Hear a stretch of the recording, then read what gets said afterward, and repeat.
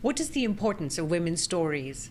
How do you learn the art of listening with humility and respect for storytellers? Join Urvashi Butalia from Zuban to learn how to publish inclusive stories, practice intergenerational leadership, and get on a bicycle before you turn 70.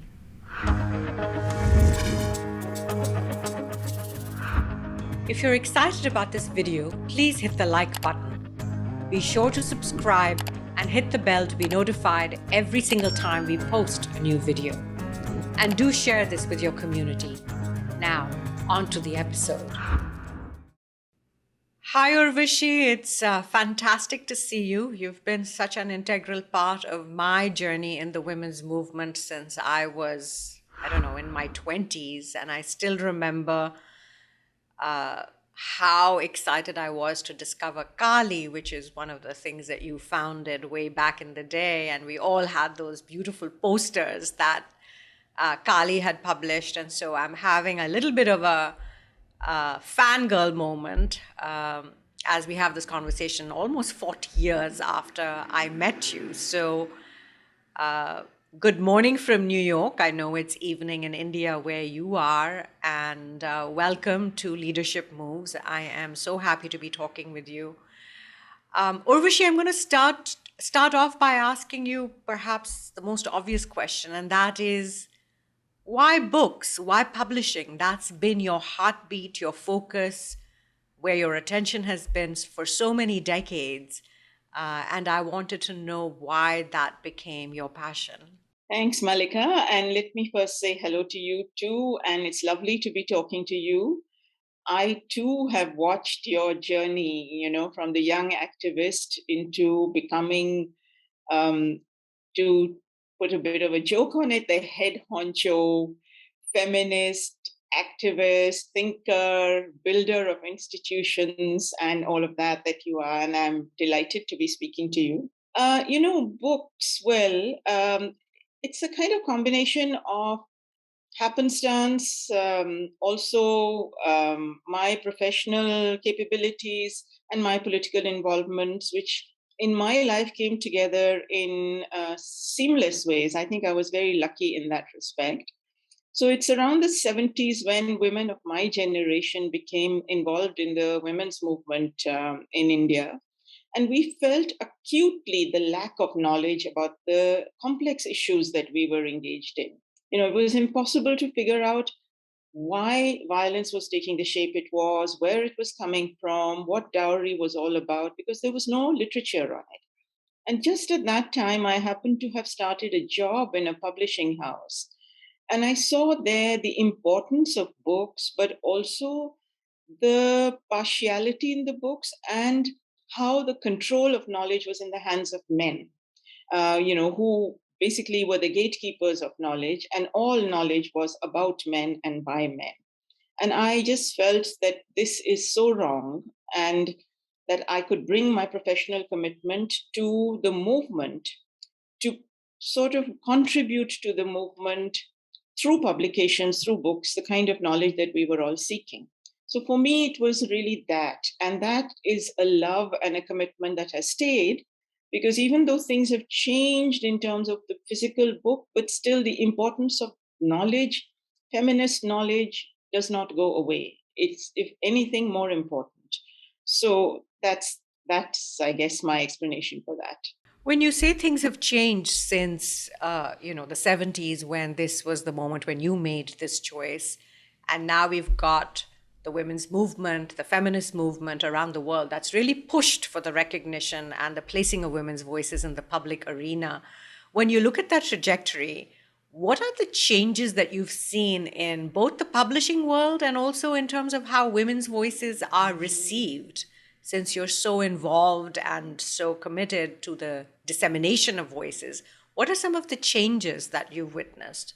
I think it's different in different parts of the world. So I would say, for example, in the West, in the United States, in the UK, in Europe, the kinds of contributions made by feminist publishers were extremely important. But over time, feminist publishing and knowledge created by feminists has come to be mainstreamed quite a lot. And that's not always a good thing, but it's not a bad thing either. Uh, I think for us here in India, that has also happened. But there has also been a core of independent publishers who have continued to retain their political teeth and publish at the edge, which I think is very important. I think that um, the ways in which feminist knowledge has entered curricula and is being taught through courses in women's and gender studies and through so-called mainstream courses, that has been a fairly major change. So I, for example, I teach a course at 3 or 4 universities. The main one is Ashoka University, and the course is on feminism and the feminist movement in India. And I have 200 students every year. But the amazing thing is, half of them are men. And it's very unusual because 30 years ago, they wouldn't have touched something like this with a barge pole. So, in that sense, I think people are beginning to take feminist knowledge seriously, but it is still not being given the kind of recognition it deserves. And I think that is because there continues to be a huge resistance to it also across the world. India is no exception to that. Tell us a little bit about Zuban Books, which is the organization that you founded and lead now. What are the kinds of stories that you're telling? What are the kinds of books that you're publishing? What's a project or what's a publishing project that you're working on right now that's making you feel excited? We founded Zuban in 2003 when Kali, the first feminist house, was shut down after the two founders, Ritu Menon and myself, we decided to part ways. And we both went on to found our own publishing houses. So ours was called Zuban. And in many ways, Zuban continued Kali's work of publishing books which came out of the movement. But we also expanded a lot to keep in touch with the times and the changes that were happening. And when I spoke about things having changed earlier, I should have mentioned this, that we also found that the book, while very important, was not the only means of communication. With the coming of the internet, with a whole range of different ways of sharing knowledge, we needed to take account of that. So in Zuban, we created two institutions. We started off, of course, continuing the publishing, but then we split it into two, an NGO and the publishing house. And both are engaged in creating different kinds of knowledge. But one of the things that became very important to us was to go beyond the first step, which Kali had taken, of numbers, that we wanted to increase the numbers of books by women. But now it wasn't only about numbers, it was also about unpacking the category woman and looking at women on the margins, looking at caste, looking at religion, looking at other forms of marginalizations. It wasn't only about women, but it became about the inclusiveness of different genders, bringing in trans people and so on. And this has become Zuban's, I think, most challenging project because we have tried to be bibliodiverse in having an inclusive list, but in opening ourselves up for discussions within Zuban among our colleagues, we have also been challenged by younger colleagues saying, how can you call yourself a publisher focusing on marginal and diverse voices if the editorial people in the organization are all upper class, upper caste? So, how can you change that? How can you create a diverse workforce? How can you actually, in a small organization, reserve posts and hold on to that while understanding that you have to put much more effort into actually looking for people on the margins because it's so much easier for upper class people to just jump into available jobs. So that actually is what we are trying to implement now. And I find it very exciting and very challenging because, of course, you come up, as an employer, as somebody running an organization, you sometimes think, why can't I just take the easiest option? The easiest option is the very option that you politically don't want to ac- actually endorse and continue. And so then you have to fight with yourself and argue and listen. And I have learned over the years to listen to my younger colleagues, sometimes reluctantly. Sometimes I get really annoyed and think what they don't know what it is to run an organization. But then I go away and think about it and think it's not personal. I have to listen to it, and that's what has for us. That is currently the really interesting project. We're all trying to work on it. We're all trying to actually go with our books and the knowledge we produce to our community of readers and supporters and say to them, what do you think we should be doing? We've been doing this for so many years. Are we doing it right? Did we do something wrong? What more can we do? Etc. So that I think is a really interesting process of opening yourself up to criticism and improvement and really living your politics. It feels like a global conversation right now, this intergenerational challenge that so many organizations and leaders are being presented with. And in a way, I feel like this really represents how successful our own movements towards justice have been. We demanded this kind of inclusion. We demanded equity. We demanded a transformation of the workspace. As feminists, that's been a central part of really the social movements that we've created. And now we're sort of at the next layer of it, right? Really addressing all the intersectionalities of a feminist identity around caste, class, race, sexual orientation, preference, gender identity, geography, religion. I mean, so many things. And I think it's really exciting that as a founder and also as somebody who is turning 70 very soon, tomorrow, in fact, in terms of when we're recording this, that you as a leader are stepping into the discomfort of that challenge and saying, yes, let's figure it out.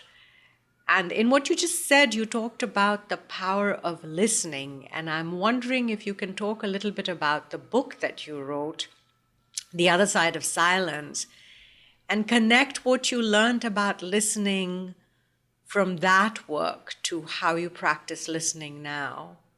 Yeah, Mallika, I worked on that book on partition. It's an oral history of partition.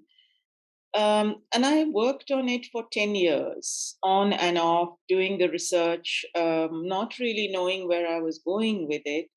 But one of the things that really became important to me through that process was to learn how to listen to people, because the kind of stories I was hearing, and I have to say that the listening is something, as you know well, is something that we learned in the women's movement, because we too, as upper class activists in the movement, and you're much younger than I am, but when we entered, one of the first things that we did was to form listening groups, talking groups, where we would sit around and talk to each other and tell stories, but we would also make sure that the you and I kind of woman did not always take the microphone and talk. But even so, I think we learned that lesson, but I think we are still learning that lesson, because once you sort of have the confidence to be articulate, it's so easy for you to jump in and take the mic and take the words. So you have to constantly hold yourself back. When I was doing the work on partition, for example, I came across people who had horrific stories and who, in the normal course, I would have been horrified to speak to. A man who killed his entire family, and who I would have been. I mean, I thought, how can I talk to a murderer? And then I thought, let me not be judgmental and let me listen. And when I listened to the stories, there was so much more in them that I needed to take account of. Similarly, listening to women, when I started to explore women's stories, I went in with the feminist assumption that many women will have faced sexual violence. I will hear their stories, write about this sexual violence, and therefore liberate the story. But nothing could have been further from the truth, because when I finally found women who had lived through sexual violence, one of the things they did not want to do was to talk about it. And they said, you can listen to our story, but don't tell it. So for me, then it became very important to ask myself this ethical question, that what is my responsibility as a researcher to some abstract notion of truth or to the people I'm working with? And I decided it was to the people I was working with. And therefore, listening would mean listening, but maintaining silence when necessary, speaking when necessary, speaking with responsibility. I learned many such lessons, which helped me a great deal in the challenges that we face as an organization, because I do believe that I have learned to listen as a result of that very deep exposure to listening to people who had tales of terrible grief, loss, sorrow to tell. And yet, I think one might think that about oneself, but I also know that sometimes I don't do it well, and sometimes I know that I I am doing wrong even as I'm doing it, but you're in a situation where it's not easy to pull yourself out of it, and then you have to go back to that later. So you have to also learn a kind of humility, that to admit, okay, I was wrong, okay, I got it wrong, and I want to restart this discussion. And I have to say, I don't always manage to do it. I don't want to sound heroic. I try, but I'd love to say that, yeah, it's great, I can do it all the time, but I can't. None of us can. Well, what you're pointing to in terms of humility and also just self awareness, I think that as leaders, we often forget the internal work that's necessary for us to show up, right? And so to have the presence with oneself and the relationship with oneself to say, I didn't get that right. I made a mistake. Let me start over. I'm not perfect. Those are all things that we're learning about ourselves, and also learning to hold with a little bit of compassion for one another. So I think that's such an important thing that you just shared with us, and what the trajectory of learning to listen can take you to in terms of your own leadership. Where are you now in terms of your own journey? What's top of the mind for you, Urvashi? Where are you focusing your energy on as a leader right now? On many things, Mallika. I mean, the fact of my turning 70, brings up a lot of things, including mortality, that you don't have that much longer to live. And really speaking, as a leader or a founder of an organization, you owe it to the organization to find a way of setting it on its feet, so that it will and can continue, because it is robust in so many ways. Of course, that is easier said than done. And it doesn't only have to do with mortality, it also has to do with many other things. I'm deeply aware now, and I have been for some years, that actually the institution Zuban that we collectively set up, it needs to detach itself from me. In many ways, I, as founder, whose entire history in the movement is tied to it, it's almost a disadvantage for the new generation, because they can't get rid of that weight, which must not be a weight. And I think in some ways it is like, when if a funder will will come to us, they'll say, "Oh yeah, Urvashi has this history, and we'd be happy to give you funds." And every time that happens, I cringe, because I think, no, that's not what it's about. That, okay, I may have this history, but the organization has been built on the labor of so many people who have worked, and it would never have managed to get where it has if it hadn't been for their labor.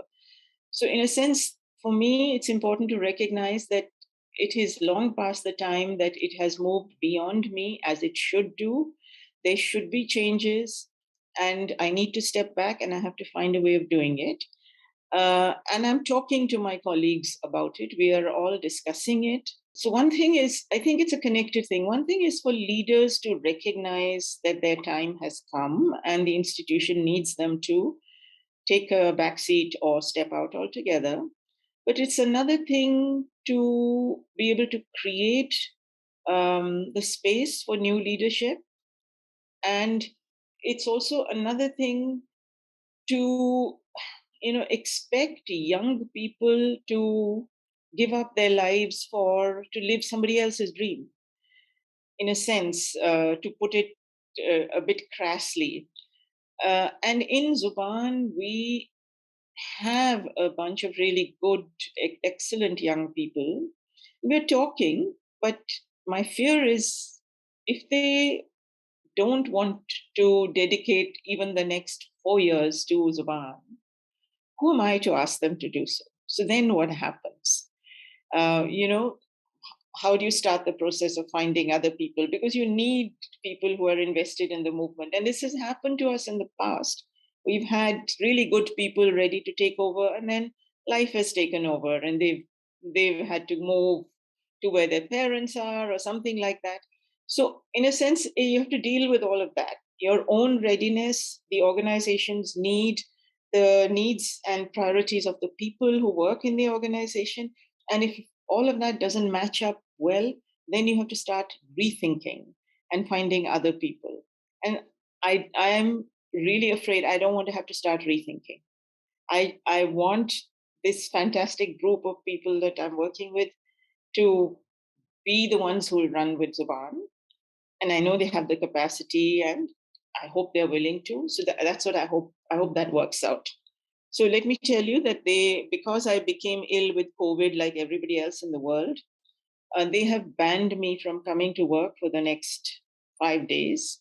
And they've said to me, if we can't survive 5 days without you, then we've got a very serious crisis, which is worse than COVID. So I'm not allowed to look into any office thing for these 5 days.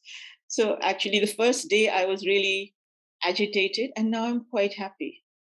So I'm thinking, okay, that's great. I'll get another few days. I'm laughing because, sometimes it's the spaciousness that has to be created in order to allow for whatever it is that has to emerge, right? I mean, there's this way in which even the way you've described all the questions you're asking and what you desire for Zuban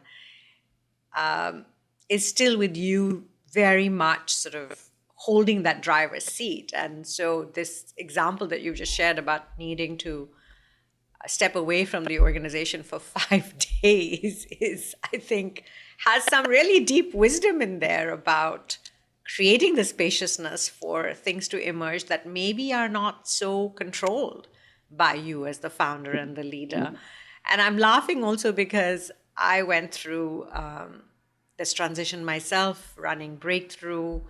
I was the founder, the president, the CEO for 17 years. And what I realized is that so much of our identity is defined by the work that we do in the world. And that in some ways we've replicated some of the old patterns, perhaps of patriarchy, where that self-definition around work becomes so important that letting that go creates a crisis of who am I? Who am I if I am not doing this, or if I'm not attached to this primary identity that I have in the world? So I know for me, when I finally left Breakthrough, I was so burnt out that I just needed a couple of years to rest. I was so exhausted, and I'm really happy to hear about the self-awareness with which you're embarking on this journey of transformation and separation. And I'm wondering, Urvashi, if you've thought about, if you're not this involved with Zuban, what else you might be doing. Is there another dream that's knocking on your door, another book in the making, a desire to, I don't know, travel to the Galapagos Islands? I'd love to hear about what's calling you. Well, I have to say before that, Mallika, that I have always admired the way that you managed to step out of breakthrough and then what you've done with your life after that. And I think that, the timing was also right. 17 years is a long time, but you're young enough to do something else, step into something else. And in a sense, the time to leave an organization is when it's on a high. Then it's the best time to really go. And I should have done it earlier, although Zuban is pretty much on a high now. What would I do? I'd love to write more.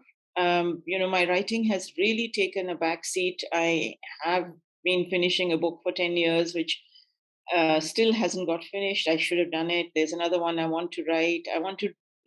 I promised myself that I would read all the books that Zuban has published, even though I know most of them. But I would love to do that. I would love to do more research on, if the one's doing lots of really interesting projects. One of them is to build 100-year history of the women's movement in India in graphic stories. And I'd love to be involved in maybe researching some of that, in one particular area or something like that. And one of the promises that I made to myself that I would do before I turned 70 was to learn how to ride a bike, because I missed out on that in a bicycle. I missed out on that in the transition from Punjab to Delhi at the age when I should have learned. And so I did, actually. I fulfilled my promise. I've learned how to ride a bicycle. And now what I want to do is get onto it and sort of ride around. Just to enjoy that. I would love to do a little more of that. Travel, I don't know. I have traveled a lot. I'd love to go to different places, but I suspect, as you grow older, you become a burden on people if you're traveling. I would rather not do that. Be independent and hang around. I'm pretty much a home bird. So read, write, walk, cycle, all of that.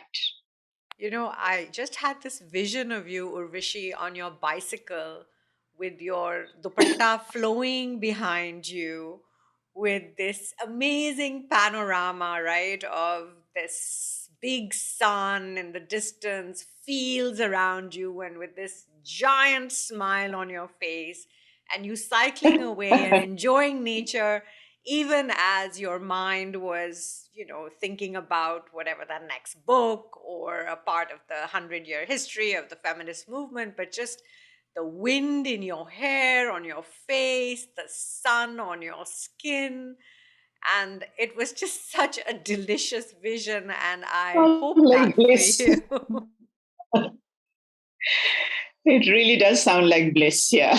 Thank you so much, Urvashi. This was a fantastic conversation and many, many gems, many pieces of wisdom for so many of us who are in these situations of change, transformation, letting go, surrender, curious about what is coming next, all at the time of this great global pandemic, which certainly adds its own layer of complexity to everything that we're thinking about. But a very happy birthday to you, Urvashi. May this 71st year that is going to begin around the sun just be full of cycle adventures and beautiful books and all that your heart desires. Thank you. Thank you.